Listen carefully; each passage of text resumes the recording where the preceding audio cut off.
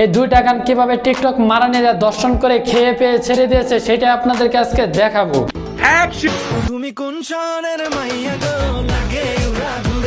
আরে সাকিব ভাই, এ হচ্ছে সেই শহরে মায়া যে শহরে বস্তি টোকায় মানসিক রোগী টিকটকেরা বসবাস করে।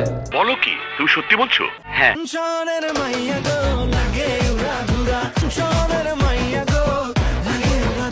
ওরে আমার টিকটক মারানি আপা, আপনি বিশ্বাস করেন আপনারে একটু উড়াদুরা লাগতেছে না, আপনারা লাগতেছে বস্তির টোকায় মেয়েদের মতো।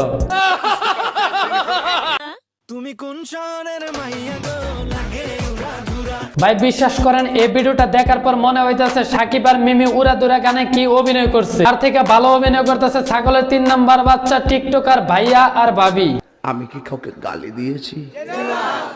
এটা হাস্যকর, হাস্যকর এই দেশের জনগণের জন্য হাস্যকর।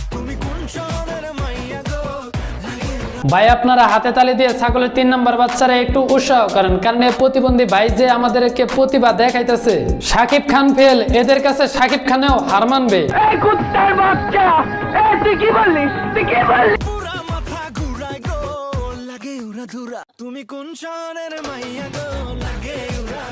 সাকিব খানের বাদ শেষ, ছাগলের 3 নাম্বার বাচ্চাদের সোনার বাংলাদেশ।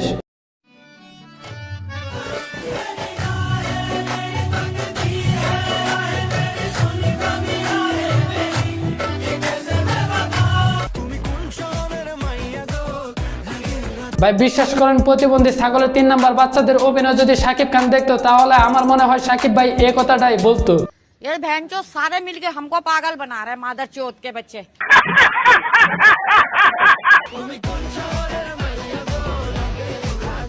না আছে এদের গানের সাথে তালের মিল, না আছে এদের তালের সাথে গানের মিল, মানে যে যে ব্যাপারটাছে সেই স্বাভাবিক সাকিব খানের উড়াদুরা গানটারে দর্শন করতেছে।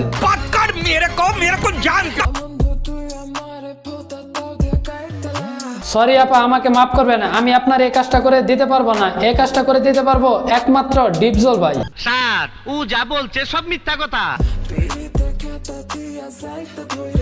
আরে টিকটক মারানি খালাম্মা পিরিতের খেতা দিয়ে আবার যাইতে এরা মাইরা আলাই কেমনে? নাকি আপনি আবার অন্য কিছু জাতাজাতির কথা কইতেছেন? বুঝতাছি না তো কিছু।